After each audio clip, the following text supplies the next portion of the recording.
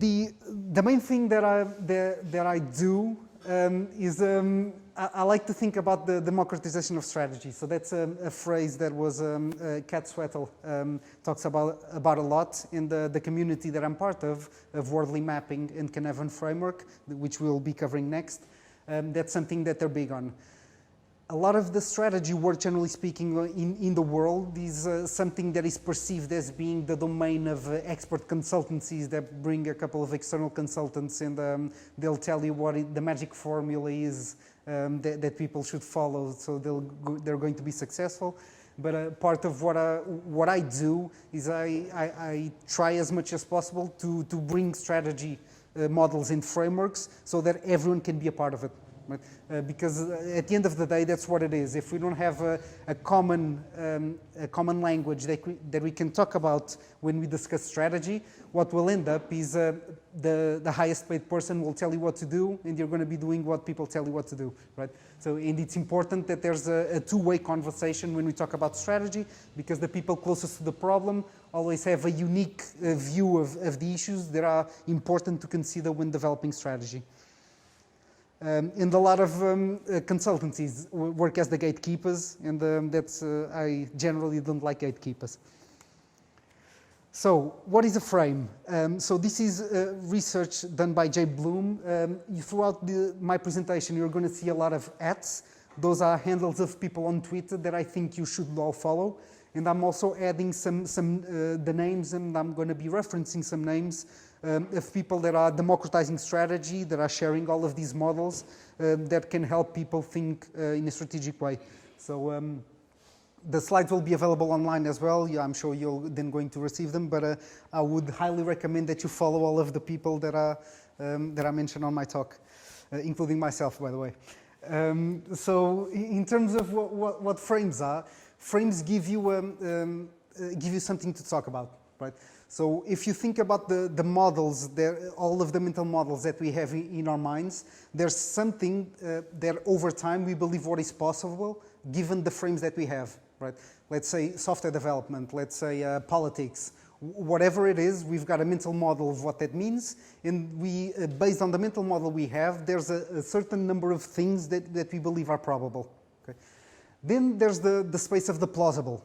Okay? The space of the plausible are things that we perceive. If I was to tell you that that oranges, when you let them fall, they don't fall, they go up, that would be implausible, right? We wouldn't have something to talk about if that was the conversation I was bringing to the table. But there is something that hopefully I'm going to tell you today that you'll understand is plausible, given the explanations and the models that I'm going to be presenting next. And also, practicing agency and developing strategy is about focusing an attention to what is preferable. Right? So after we have an understanding of what is possible and plausible, exercising agency in developing strategy is hopefully guiding the things to something that is preferable. Right? But that is obviously, what is possible is always much bigger than all of these together, right? Because there's also always elements of uncertainty and other things that can come into play. So, what I like to do when I think about strategy is a layered approach, and typically different from, I think most people talk about security strategy, usually develop the subject. I think it's important for us to start first on understanding what strategy means, what strategy is, and some models to work through strategy. And then we introduce security as a lens into that conversation, okay? And not the other way around, right? So just understanding the security industry is not going to be enough to understand how security is going to be used in the business context. So what we'll be covering today is what I think is the main model of strategy, which is good strategy, bad strategy. Richard Rumelt, that develops strategy for the US government.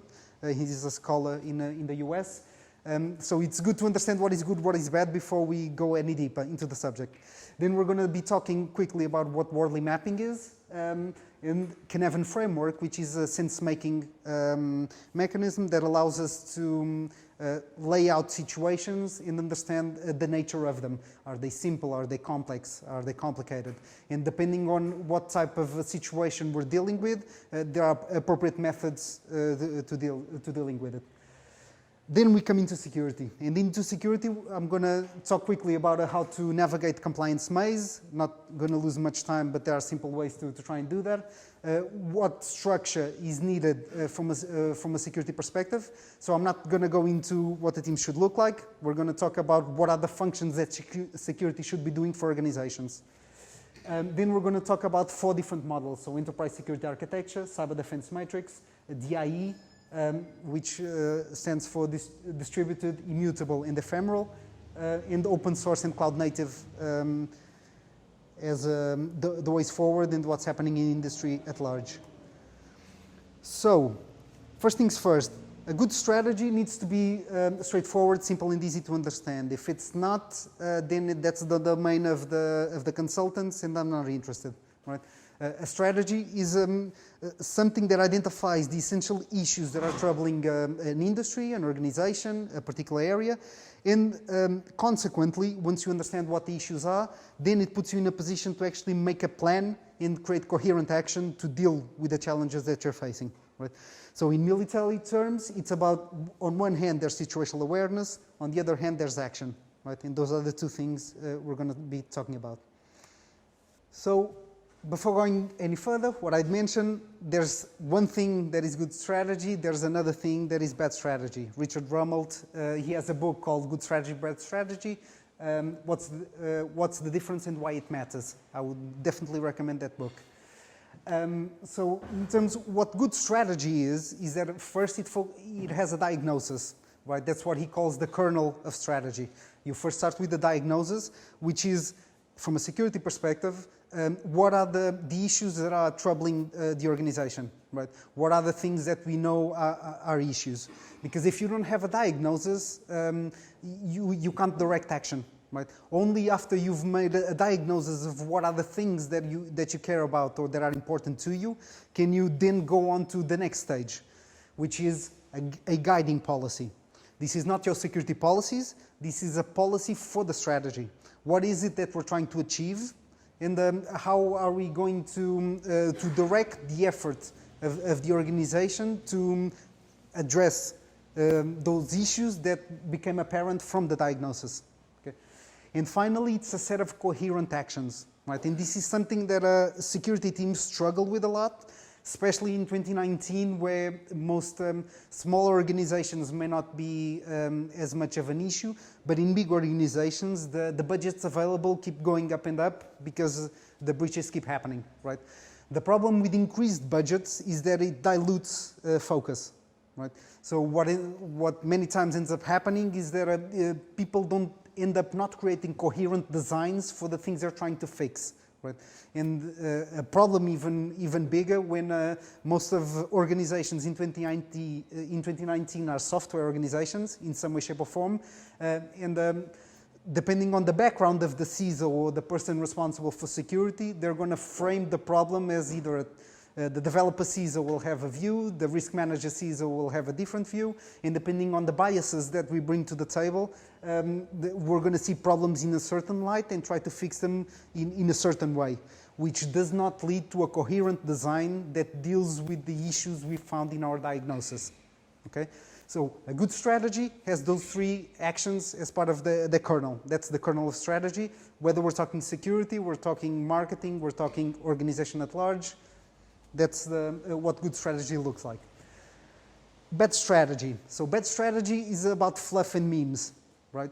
So giving an example that Simon Wardley, which I'll be talking about next, also deals with. When thinking about security strategy, I'm not going to implement a SIEM platform because Gartner told me that 78% of CISOs implement SIEM platforms. Right? If that's what I'm using to drive and to justify the budget of what it is that I'm spending the organization's money on, then I'm not really doing the work of having a diagnosis, having a guiding policy, and getting a set of coherent actions. Right? So we need to first understand what those are. If we're just focusing on what the industry is telling us at large, most definitely we need to understand the evolving threat landscape, all those things, right? But the main job is to understand, is not adopt everyone else's memes, not to adopt the latest, if our strategy is saying the words like AIs and blockchains and uncontextualized DevSecOps and that's all we're doing, that's fluff and memes, that's not diagnosis of a problem, okay? The other type of bad strategy is failure to face the challenge, right? So when people bring their own biases to the table, it's very easy to spend money. It's not so easy to fix the problems that are having an impact on the organization, on the security culture, on the organization's bottom line, right? So just focusing effort just for the sake of focusing effort is not going to lead you anywhere. We need to be facing the challenges that are a result of the diagnosis that we've made. The bigger problem of all, I think that should be number 3 and not number 1, is mistaking goals for strategy, right?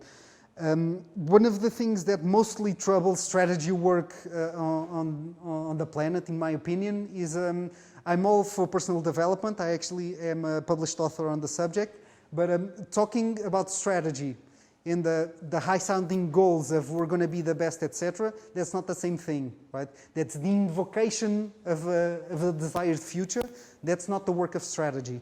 The work of strategy is understanding the problems and creating strategies to deal with them, okay? Just the high-sounding, I'm not a very big fan, as you may imagine, of mission and vision statements. Diagnosis is where you should start, right? You start with the problem, and then you try it out and you take it from there. And then bad strategic objectives. So not doing the work of diagnosis, you may end up focusing effort where you shouldn't. So after we've got an understanding what's good, what's bad, then we can start talking about a model of how to think about developing strategy. So Simon Wardley, he created Wardley mapping, as it's now known. And it's, at its core, it's a combination of what you see, the Sun Tzu's 5 factors from The Art of War, combined with the OODA loop from John Boyd. Okay? And through all of that, this is a framework that is widely used in a few government, UK government agencies and institutions. It's being widely used in industry as well. So there are some companies that are the ones that have really good situational awareness, apart from Amazon, which also does have people that map. Either through a combination of narratives or through mapping is where most people that have an understanding of their landscape, of what is the strategic advantages they can bring to the table and to outset or outpace their competitors, they use some form of mapping because it's a visual way to understand your landscape and to make decisions on it. So what it is first you start with purpose.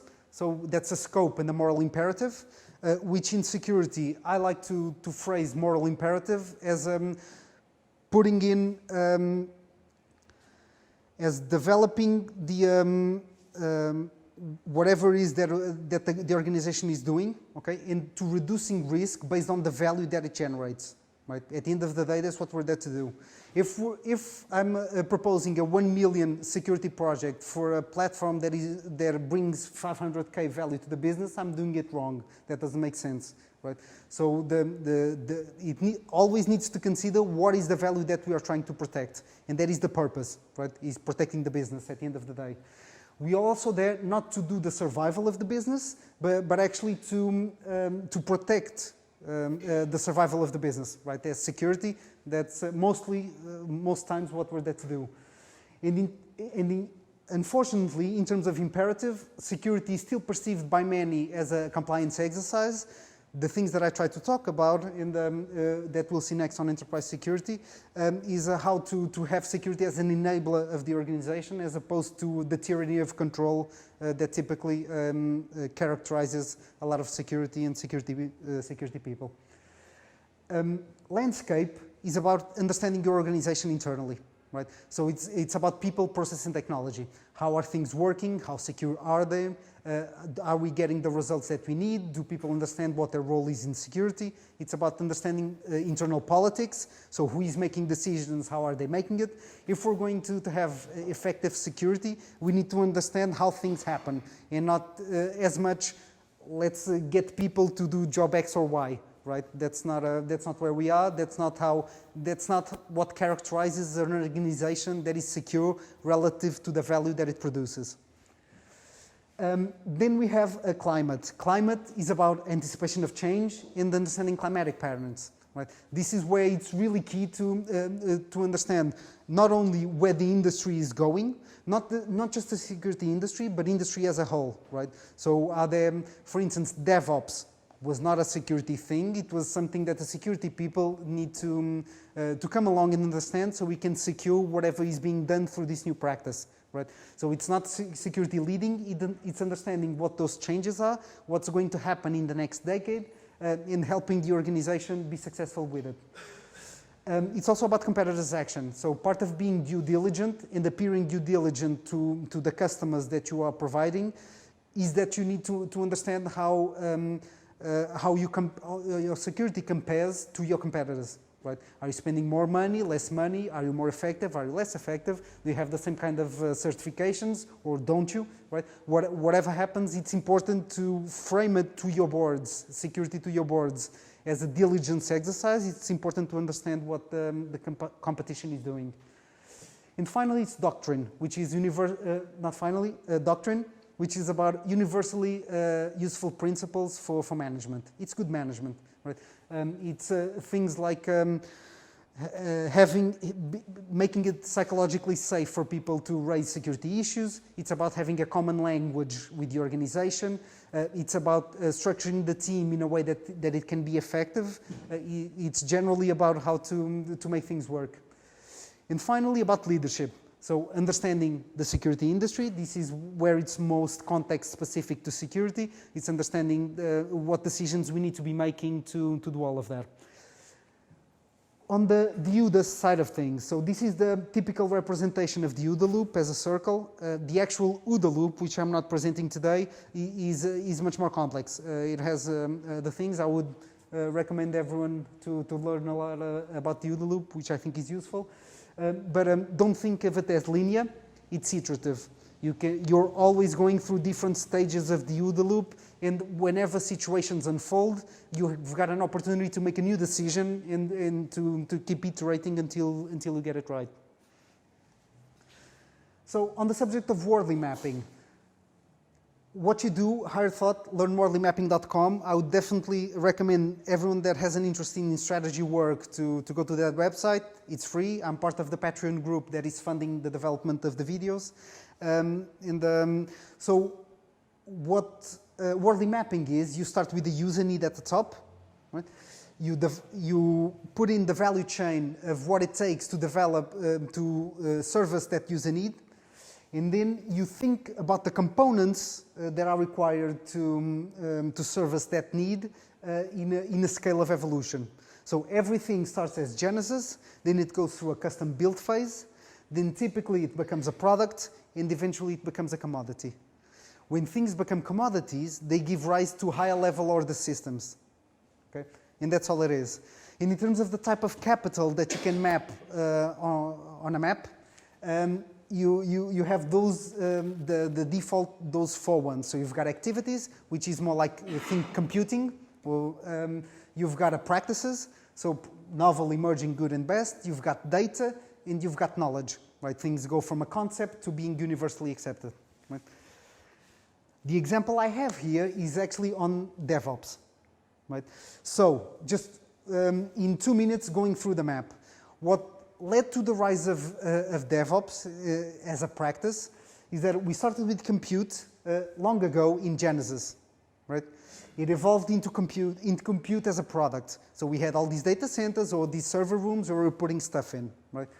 Then what happened was, at that point in time, the best architectural practice was N+1, right? So we know if we needed to be resilient, we needed to have whatever systems we wanted. We built one extra because we know when it went down, we'd had the other one. So what happened when compute crossed the chasm from being product to being a commodity, i.e. cloud computing? What happened was DevOps would never have happened whilst it was a product, right? Because when I made a procurement ask, I needed to wait 6 to 9 months to actually get servers in the room. So there was no point. It was an architecture practice that was not going to emerge. Right? So once computing becomes a commodity, now I've got the conditions so that new practices can emerge. And every time you've got a component that crosses a chasm, being from custom built to compute or from compute to commodity, you typically have associated practices that change with it. Okay? So that's what led to the emergence of DevOps. Then now, DevOps is considered the best architectural practice. There are some people still living in the 80s, right? But DevOps, companies that are more forward-looking, they understand that DevOps is now considered the best architectural practice. But even that is now becoming the new legacy, right? Because we now have serverless. Right? What happens, so in DevOps, you still worry about operating systems, even though you want to make them immutable, and you still worry about a type of platform. That's all also becoming commoditized. So we've got serverless that is taking over. And the big difference is what you currently still have as a high obscurity of cost. So you know you've got 100 servers, but you can't really say how much each of the things costs, right? You make an approximation. You know you spend X amount on computing and you divide it by X and then you try and price your product, if that's the approach you take. The new world of serverless is not like that because you're only paying for the compute time that you're using for each function that you're running, right? So what there will be some architectural practice that will be emerging in the next 5 years that is going to take full advantage of that low obscurity of cost, that high visibility of cost. So there's going to be a new ecology where if my accounts payable function is costing me 70p per transaction, and the new guy does actually efficient code and can do the same function for 5p, guess who's going to take the market, right? It's going to be a full transparency of cost that is coming, and that is going to be the next evolution. So that was a prima to strategy. So if you think good strategy, bad strategy, and Wardley mapping, this was obviously just a very quick introduction. There's a whole world of things that can be learned and explored from that. I could be talking about any of these subjects for over an hour. From a strategy point of view, those are the two frames that I think are useful to consider. Now we come into the issue of sense making. So sense making is about understanding the type of situation you're dealing with and then treating it appropriate to where it sits. Okay? So I'm going to use a security example.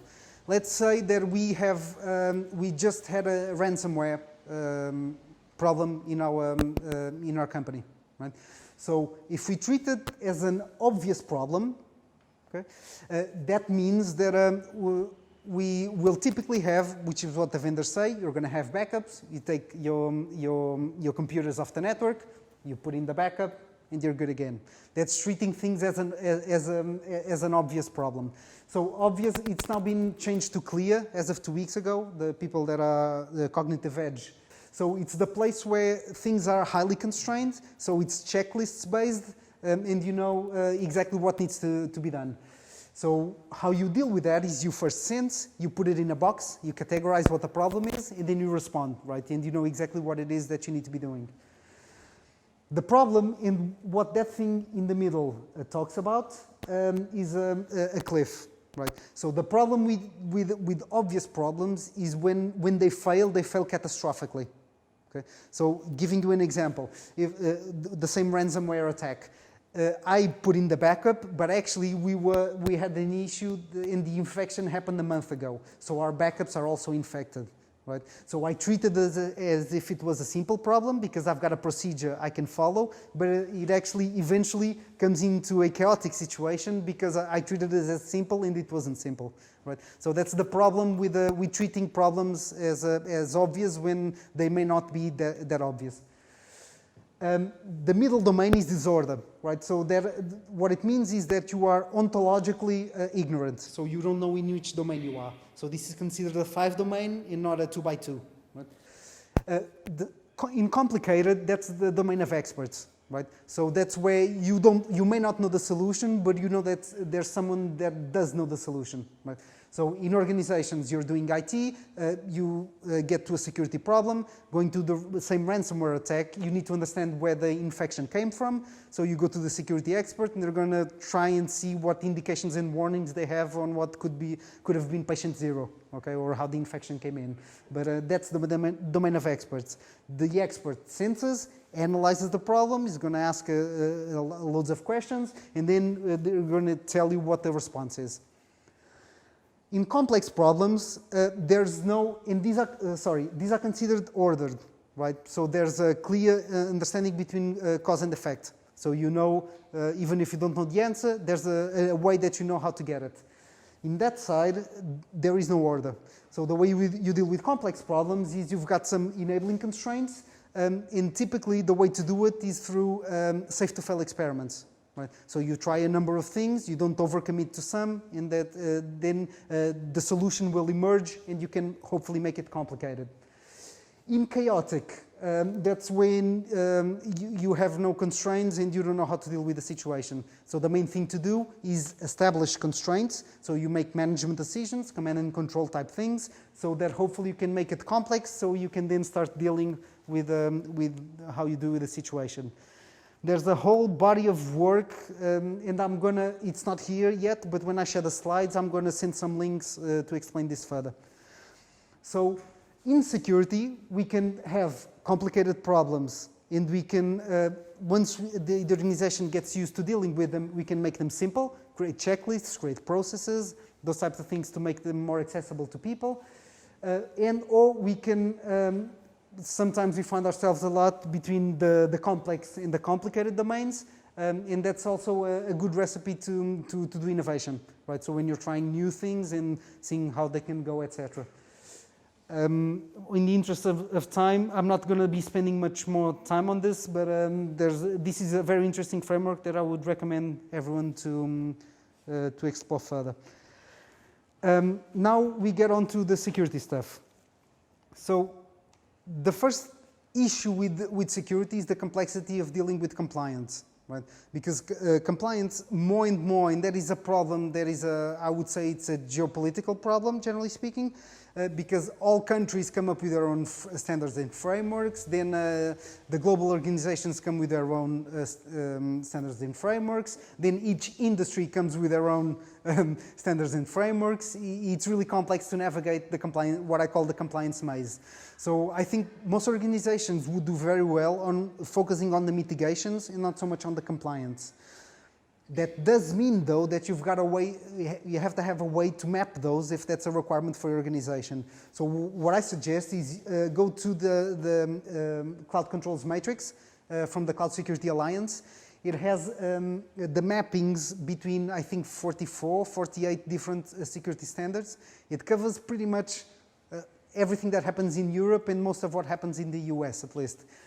So if you've got any compliance concerns and you know you're doing a type of mitigation, you can see the mappings on what it means to the different standards and what you would be meeting by implementing a specific mitigation. Now, these are the 4 things. This is from a book called The CISO Compass, which is also another book that I would highly recommend. And talks about what it is that security should be doing. And that needs to be assessing risks, so that would imply things like supply management, having a risk management framework, all those types of things. Implementing policy and controls, so security architecture, mitigations, all those things.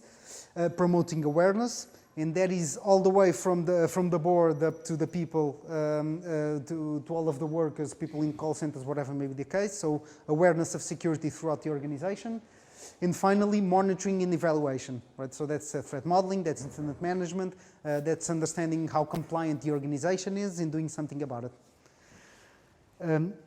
Independent of the size of the organization and the size of the security team, these things are expected to always be done at some point. Then obviously an organization of 100,000 people will deal with it differently from an organization with 10 or 20, right?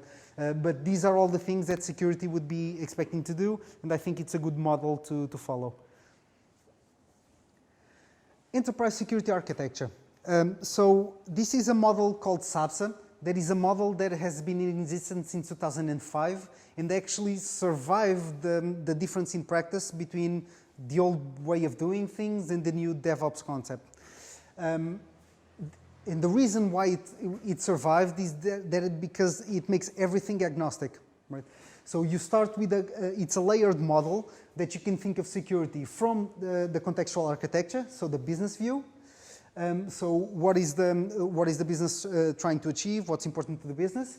Then it goes through a conceptual layer where you map what are the business attributes that are important from a security perspective. I'm going to show you a few examples next. So things like automated, compliant, all those things. Then you go through a layer of the logical architecture. So what are the services or the processes in the organization that are meeting the requirements of being compliant or risk managed or whatever the business attributes are. And then it's the physical architecture, and this is the first time we talk about anything relating to technology, right? So how are we dealing with data confidentiality? How are we dealing with different types of mechanisms that help the organization be secure? And finally, the component architecture is when we talk specific technologies. So I'm using Trend Micro for AV, or I'm using this open policy agent to do my compliance checks, or whatever may be the case, right? You have something that goes across all of them, which is called, in the new version, the management architecture. Okay? So what this means is something like this. Okay? So what you do is you've got at the high level what are the management goals of the organization, what are the security goals, so authenticated, malware-free, auditable, automated, whatever that may be the case. You map them to a bunch of security services that are provided either by security teams or by the IT teams that then go up to a number of mechanisms that you use to implement those solutions. And then you actually go to the components, which is the actual technology, the actual templates, or whatever things it is that you're doing. What this allows is, for instance, for me as an independent consultant, if I'm talking with a developer, I'm usually talking on the things down here. If I'm talking to an executive, I'm talking about the things over there. And I'm talking about the same stuff. Right? And because I've got a mapping between on what those mean throughout the chain, I can have a conversation with any stakeholder within an organization and still be relevant and make sure that the conversation is relevant to them. And also there's two things, which from the bottom up, it's about justifying your security spend, and the bottom down, it's about the completeness of your enterprise security architecture. Right? So that's what SAPSA gives you. Cyber Defense Matrix. So this is, for me, the best model, one of the best models that came about in the last few years. So it's been around since 2016. So it was developed by Sonil Yu, which I have his details on the next slide. Basically what it is, it puts a 5x5 matrix, which on the top down, it's the things you care about. And on the top, you've got the things that you do. Right. So, basically, you can think of it to do a lot of different things based on this model. So, to understand the perimeter, to define security design patterns, to identify gaps in people, process, or technology. And so, there's a lot that can be done with it. So, at the top, you would have what are the NIST 5 things. So, identify, protect, detect, respond, and recover. And then you've got devices, applications, networks, data, and users. You know that things on the left rely more on technology, while things on the right rely more on people. Right? And you can overlay whatever it is that your organization does, and it can help you go through and understand what gaps you have, what technology you have, and what purposes it's filling, etc. So you've got some links there as well. So you can also use it for optimal resource allocation. So where are you spending your money? Are you spending more on that side and less on that side? You can see handoffs and responsibilities between different teams. So this is a model that is really versatile. Here, what you have is how the security industry evolved. So you got from the 80s that was more about identifying things, about asset management, knowing what you had. In the 90s, it was more about protection, so focusing on antivirus, firewalls. That's how, unfortunately, most organizations still think about security.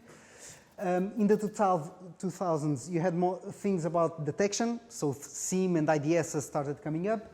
And in the 2010s, we were more about EDR and other types of solutions. And from a structure perspective, was most organizations stopped having security below the CIO or the CTO, and it became something different, which was more focused on risk. So on the next era, the 2020s, we're going to be coming into the age of recovery, right? So we're going to see, expectedly, we're going to see a lot more attacks that relate to information being made available, the data breaches we're all seeing, about ransomware and fake news, so not having integrity on the information that is put out there. And we're going to start seeing different types of attacks to availability, which is a permanent DOSs, so something that actually ruins, and there are already some examples of this, that actually ruins the hardware underneath, and you need to replace the hardware, right? So it's no longer just paying a ransom, it's actually having a different type of impact that you can't recover from, that you need to actually bring in new hardware. And these are things that are coming and we're already seeing in the industry. So the way you dealt with security before was focusing on these three things: confidentiality, integrity, and availability. But in the new world, that's no longer how you should be doing things, right? And this is probably the most controversial part of what I'm talking about. So security people that are still focusing on the CIA, those are not the properties you should be focusing on the 2020s when you now have access to systems that can be distributed, immutable, and ephemeral, right? And this is about having different design patterns, right? So in terms of, you no longer worry so much about DDoS because you can put your applications to the edges. You are no longer worried about integrity monitoring of things because you've got it in code and you can just spin up a new one and you know it comes up exactly the same as it is defined in code. And it's ephemeral because you no longer need to have the same server being there for years, right? What you do is, Netflix, for instance, has video serving servers that have a lifetime of 7 minutes, right? You no longer care, it's ephemeral. Right? And this also comes with other types of techniques or design patterns, such as multi-party computing, homomorphic encryption, and other things that are also coming up and are happening right now. So the role of open source in cloud native. So I'm a big proponent of taking the most advantage of these new design patterns and using cloud native solutions in open source. So very quickly going through this, it reduces excuses to start adopting technology. You can have OWASP, I'm a big fan. You can have requirements. You can have actual guidance for developers on what they need to, on how they can implement and solve these problems.